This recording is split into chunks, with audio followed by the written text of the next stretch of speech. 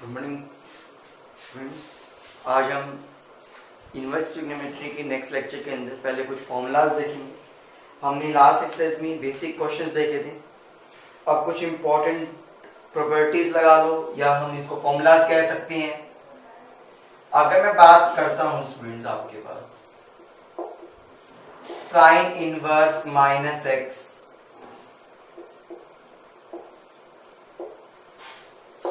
cos inverse minus x, tangent inverse minus x, cot inverse minus x, cosecant inverse minus x, secant inverse minus x। तो इनके अंदर हमारे पास result क्या आएंगे हम अब वो देखते हैं। साइन के अंदर तो जैसे मैंने बताया अकॉर्डिंग टू रेंज हमने लास्ट एक्सरसाइज में किया है, साइन के आगे बाहर माइनस आ जाता है। टेंजेंट में भी क्योंकि वो एब्जॉर्ब नहीं करता, ये एब्जॉर्ब कर लेता है, इसलिए माइनस लगाने के लिए हमें क्या करना पड़ेगा, पाई में से cos इनवर्स x को माइनस करना पड़ेगा। पाई में से cos इनवर्स x को क्या करना पड़ेगा, माइनस। सिमिलरली कॉट के अंदर भी आप ऐसे ही करेंगे स्टूडेंट्स। कॉसिकेंट में आपके पास साइन के जैसा ही रहेगा, हम देखेंगे आगे क्योंकि ये अकॉर्डिंग टू रेंज चल रहा है हमारे पास। सेकंड में भी आप पाई में से इसको माइनस कर देंगे। ये सब हमारे पास रेंज के अकॉर्डिंग चल रहा है। आपको मैं बता दूं रीजन इसके पीछे, क्योंकि साइन मेरे पास फर्स्ट क्वाड्रेंट में और सेकंड क्वाड्रेंट में पॉजिटिव है, उसकी रेंज भी वही लाई करती है। तो नेक्स्ट क्वाड्रेंट में जाने के लिए वो नेगेटिव कब होगा, तब हमारे पास हम ये कह सकते हैं एंगल हमारा नेगेटिव का हो। अब यहाँ पे क्वाड्रेंट के अकॉर्डिंगली नेगेटिव हो सकता है क्योंकि इसकी रेंज फर्स्ट और सेकंड क्वाड्रेंट के बीच में लाई करती है और मेरे पास नेगेटिव आने के चांसेस है सेकंड क्वाड्रेंट में। मैंने कहा था क्वाड्रेंट को हमेशा फर्स्ट प्रेफरेंस देते हैं। ऐसे ही मेरे पास कोट का है और ऐसे ही मेरे पास सेकंड का है। Clear students? ठीक है। अच्छा, अब हमारे पास जो नेक्स्ट फॉर्मूलाज आते हैं, ये हमने कुछ बेसिक आइडेंटिटीज को देखा।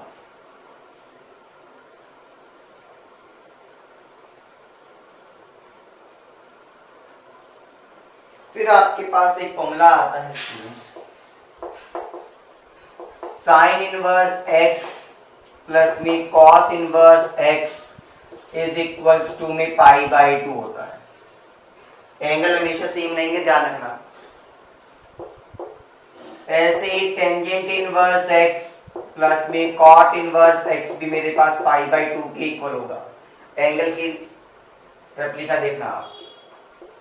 ऐसे आपके पास एक पेयर बच गया सीकेंट और कॉसिकेंट इनवर्स x, वो भी क्या होगा आपके पास पाई बाई 2 के इक्वल।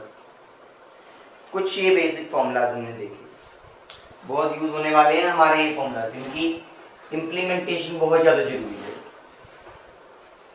फिर हमने जब ये फॉर्मूलाज को देख लिया स्टूडेंट्स, तो आपके पास जो नेक्स्ट प्रॉपर्टी आती है, ये जो नेक्स्ट रूल आता है, वो ये कहते हैं, जो कि मैं कहता हूं सबसे इंपॉर्टेंट, सबसे ज्यादा यूज होने वाला, टेंजेंट इनवर्स x प्लस में tangent inverse y। Tangent inverse x plus में टेंजेंट इनवर्स y, इसका फॉर्मूला देखना स्टूडेंट्स। इसका फॉर्मूला कहता है टेंजेंट इनवर्स x प्लस में y डिवाइडेड बाय में 1 minus x into y. 1 minus x into y. Clear? यहां तक सबको अच्छे से क्लियर हो गया स्टूडेंट्स? ठीक है। लेकिन यहां पे आपके पास एक मैंडेटरी कंडीशन आएगी।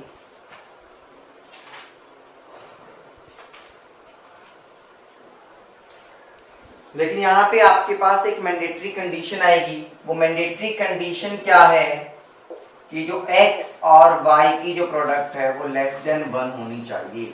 आपको हर एक क्वेश्चन में ये कंडीशन वेरीफाई करके दिखाना होगा जब भी आप ये फॉर्मूला यूज करेंगे। अदरवाइज क्वेश्चन तो निकल जाता है मोस्ट ऑफ द टाइम्स, लेकिन आपके पास बोर्ड एग्जाम्स के लिए मार्क्स कट होने के चांस बन जाते हैं।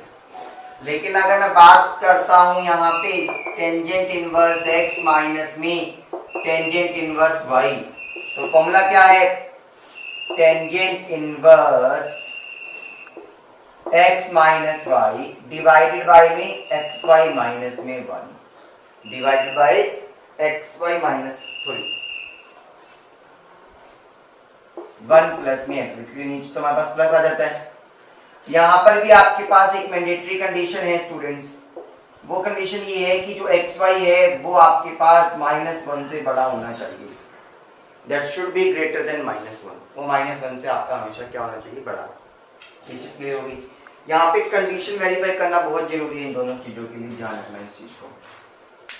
फिर आपके पास अगर मैं बात करूं स्टूडेंट्स, तो याद रखिएगा साइन इनवर्स x मेरे पास कोसिकेंट इनवर्स 1/x के इक्वल होगा, यानी कि यहाँ एंगल उल्टा हो जाता है सिर्फ। टेंजेंट इनवर्स x आपके पास कोट इनवर्स 1/x के इक्वल होगा, और सीकेंट इनवर्स x आपके पास क्या होगा, cos इनवर्स 1/x की, या फिर आप ये कह सकते हो जो cos है वो आपके पास सीकेंट इनवर्स 1/x के इक्वल होगा, एंड वाइस वर्सा। हम ये भी लिखना नहीं भूलेंगे कि वाइस वर्सा। वाइस वर्सा का मतलब यहाँ पर क्या हुआ स्टूडेंट्स, सेम प्रोसेस में आपके लिए कोसिकेंट और साइन के बीच में भी देख सकता हूं। क्लियर? अब देखते हैं आगे।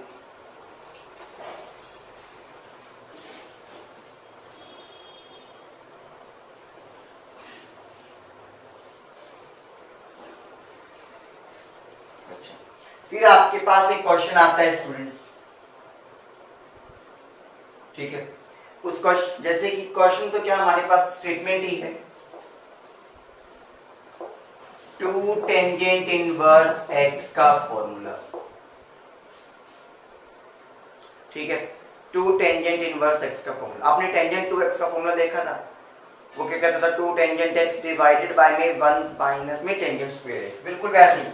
अगर आपको +1 के वो फॉर्मूले याद है तो आप याद रख सकते हैं। फॉर्मूला क्या बनेगा, टेंजेंट इनवर्स x पहले आएगा, 2 इंटू में x डिवाइडेड बाय में 1 माइनस में x स्क्वायर, ये चीज याद रखिएगा। Tangent inverse 2x divided by 1 minus में x स्क्वायर, वहां पे x नहीं। क्लियर? अच्छा, आपको पता है टेंजेंट इनवर्स x का फॉर्मूला मेरे पास साइन की टर्म्स में भी होता है, तो मैं कुछ नहीं करूंगा, यहाँ साइन इनवर्स लगा दूंगा, यहाँ 2x आएगा और यहाँ 1 प्लस में x स्क्वायर। आपको याद होगा ना साइन टेंजेंट 2x का फॉर्मूला क्या होता था, 2 sin x डिवाइडेड बाय में 1 प्लस में टेंजेंट स्क्वायर, उस तरह से।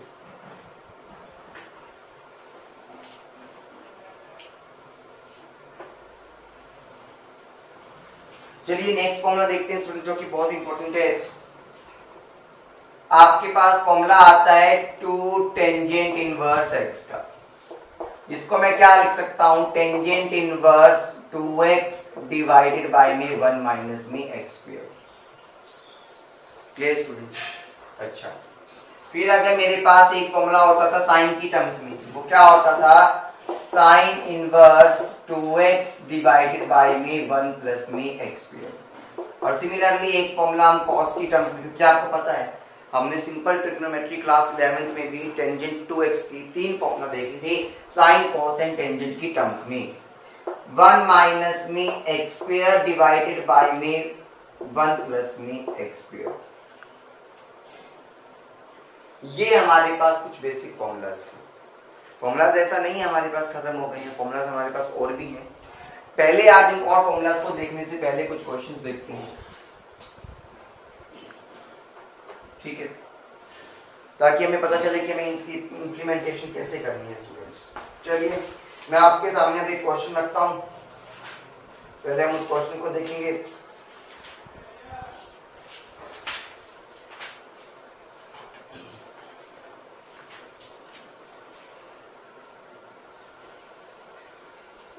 जैसे कहता है sine inverse sine of pi by 6। एक चीज याद रखना स्टूडेंट्स, यहाँ पे याद रखने की चीज यहाँ पर ये है कि साइन इनवर्स और साइन आपस में ये कैंसिल कर देता है, ठीक है, तो खाली एक्स रह जाएगा आपके पास। या फिर अंदर साइन इनवर्स और बाहर साइन हो तब भी कैंसिल हो जाएगा, ध्यान रखिएगा, ठीक है। अब लेकिन यहाँ पे पहले चेक कर लेना कैंसिल करने से पहले कि क्या पाई बाय 6 मेरे पास साइन की रेंज में आता है। क्या पाई बाई 6 मेरे पास साइन की रेंज में आता है या नहीं आता? आप बस ये देख लेना। हाँ, पाई बाई 6 मेरे पास साइन की रेंज में आता है, आपको वैल्यू चेक करने की जरूरत नहीं पड़ेगी। तो रेंज में आता है तो ये कैंसिल हो गया, आंसर क्या आ गया? Pi by 6। रेंज में नहीं होता तो मुझे कुछ और करना पड़ेगा। ठीक है, जैसे कि अब मैं बात करता हूं स्टूडेंट्स, कॉस इनवर्स कॉस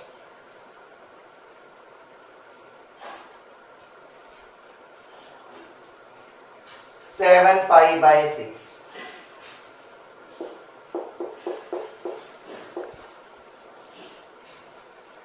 ठीक है, अब इसको हम डायरेक्टली कैंसिल करें ना करें उसके लिए पहले चेक करना पड़ेगा कि क्या ये मेरे पास रेंज के अंदर आता है। आप सबको पता है कॉस की जो रेंज है वो 0 से पाई के बीच है। यहां दे रखा है 7 पाई बाई 6। चेक करते हैं, हमें पता चल रहा है ये कुछ ना कुछ मेरे पास 180 से बड़ा होगा। तो this doesn't lie in the range. तो आपके पास क्या हो गया? क्योंकि 7 बाई 6 वो 1 पॉइंट समथिंग होगा, यानी कि 180 से कुछ तो बड़ा ही है। पूरा चेक नहीं करने की जरूरत होती। जब भी ऐसा आ जाए तो आपको क्या करना पड़ेगा स्टूडेंट्स? आपको पता है उसको सेकंड पॉइंट में लाने के लिए हमें इसे पाई में से माइनस करना पड़ेगा। ठीक है, जब भी वो मेरी रेंज में नहीं आएगा तो मुझे क्या करना पड़ेगा? माइनस। अब यहाँ पे माइनस भी इस तरह से करना पड़ेगा स्टूडेंट्स, जैसे कि मेरे पास सिंपल आप करते थे। अब ये बताओ, तभी 7 पाई बाई 6 बनेगा ना मेरे पास। 2 पाई में से कुछ माइनस कर दूंगा तब जाके 7 पाई बाई बनेगा। ठीक है, अब ये जो 2 पाई में से मैंने कुछ माइनस करा तो ये कौन से क्वाड्रेंट में गया? हमारे पास फोर्थ क्वाड्रेंट में चला गया स्टूडेंट्स। और फोर्थ क्वाड्रेंट में आपके पास क्या होता है? मेरे पास नाम चेंज, क्योंकि देखो स्टूडेंट्स, हमने क्या देखा? हमारे पास वो रेंज के अंदर नहीं आता। जब भी वो रेंज में नहीं आता तो पहले तो आप इसको चेंज करेंगे। चेंज करने का तरीका देखना। 7 पाई बाई 6 को मैं क्या लिख सकता हूं कि मेरा आंसर पॉजिटिव ही आए।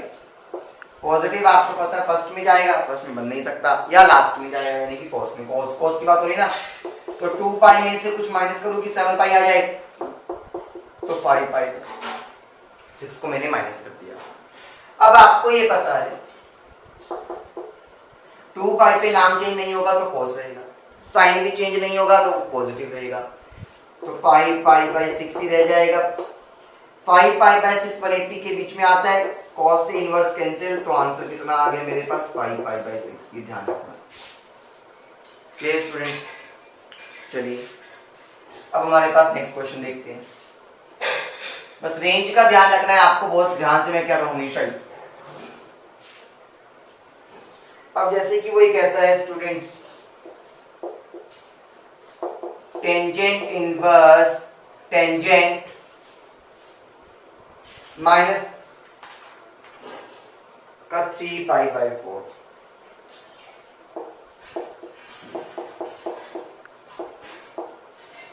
माइनस का 3 पाई बाई 4। क्लियर? अब मेरी बात को सुनना।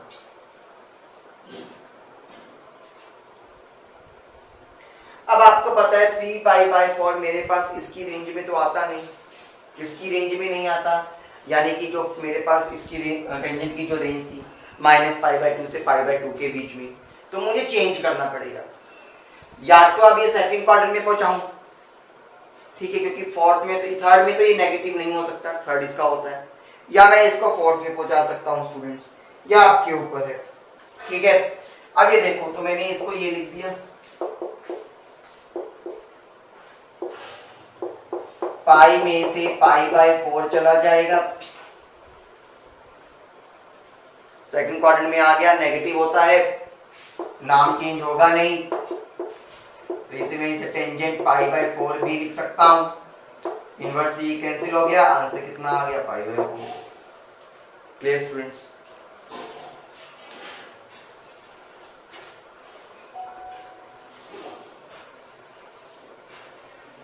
अच्छा, फिर हमारे पास जो नेक्स्ट टाइप के क्वेश्चंस आते हैं स्टूडेंट्स, बस ये ध्यान रखना हमारी रेंज के लिए, क्योंकि रेंज होगा तभी हमारे को पता चल सकता है। अब वो ये कहता है जैसे कि क्वेश्चन कहता है 2 cos inverse 1/2 plus 3 sin inverse 1/2, 3 sin inverse 1/2। इसका प्रिंसिपल सॉल्यूशन निकालो। आसान है, आपको सबसे पहले तो ये देखना है, यहाँ पे 2 है, cos इनवर्स 1/2। आपको ये पता है स्टूडेंट्स 1/2 cos के अंदर according to the range 60 degree यानी कि π/3 पे आता है।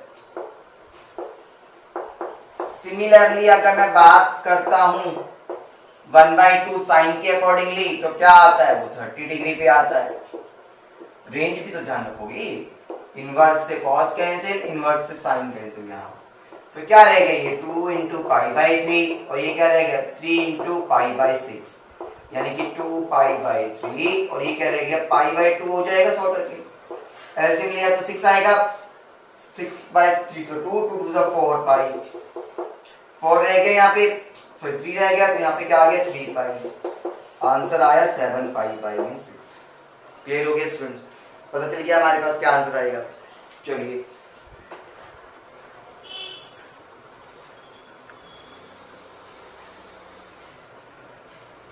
अब देखते हैं हमारा नेक्स्ट क्वेश्चन। जैसे कि वो क्वेश्चन कहता है स्टूडेंट्स cos इनवर्स cos 2π/3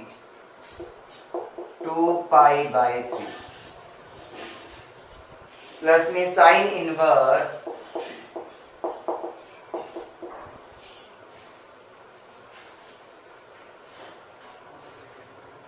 2π/3।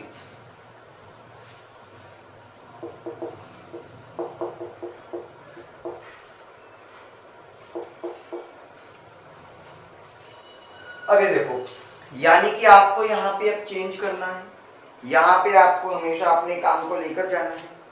अब आपको पता है मेरी जो रेंज है वो 0 से पाई के बीच में लाई करती है, 0 से पाई के बीच में लाई कर रही है मेरी रेंज, ठीक है।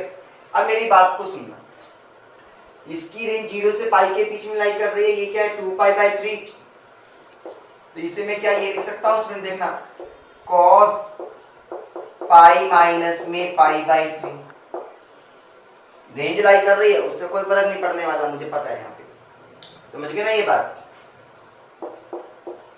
अच्छा सिमिलरली मुझे पता है मैं यहाँ पे क्या लिख सकता हूँ, साइन पाई माइनस में π/3 लिख सकता हूँ, सबको पता है। एल्सियम हुआ तो 2π/3 ही बचेगा मेरे पास। अब इसको एकदम से कैंसिल नहीं करने का है, ठीक है, और कैंसिल करने का यहाँ पे कोई ऐसे फायदा भी नहीं होगा अगर आप इसको ऐसे ही कैंसिल कर देंगे। रेंज में तो मेरे पास जा रहा है, उसकी कोई दिक्कत नहीं है कि रेंज में नहीं जा रहा, रेंज में जा रहा है आप लोगों के पास। अब ये देखिएगा क्या करना है, पाई पे नाम चेंज नहीं होता, तो ये क्या रह गया मेरे पास cos ऑफ माइनस का π/3, सॉरी माइनस नहीं, cos π/3 रह गया मेरे पास। समझ पा रहे हो मेरी बात को। लेकिन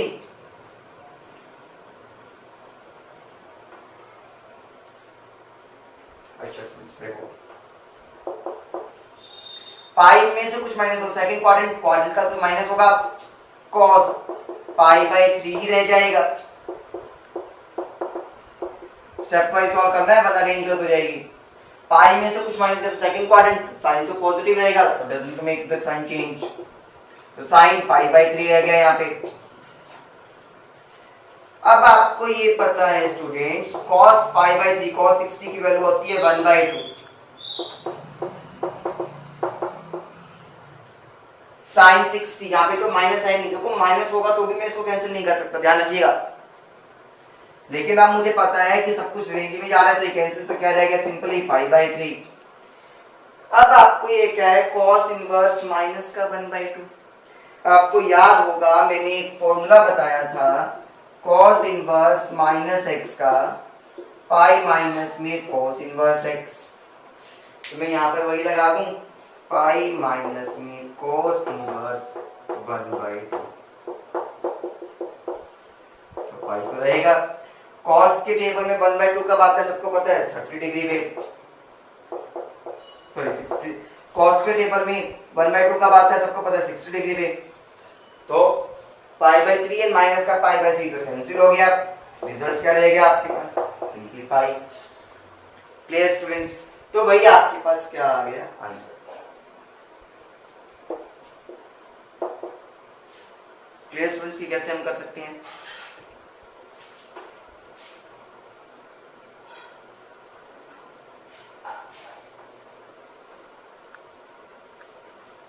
चलिए एक क्वेश्चन और देखते हैं। आपके पास क्वेश्चन कहता है tangent inverse 1 plus cos inverse minus का 1/2 प्लस में साइन इनवर्स माइनस का 1/2। यहाँ पे कुछ नेगेटिव नहीं, कुछ नहीं, तो आप सिंपली कह सकते हो टेंजेंट का 1 पर कब आता है, पाई बाई 4 पे। ये माइनस में आया तो आपको पता है मैं क्या लिख सकता हूँ, पाई माइनस में cos इनवर्स 1/2। साइन में आपको मैंने क्या कहा था, बाहर नेगेटिव आ जाता है खाली।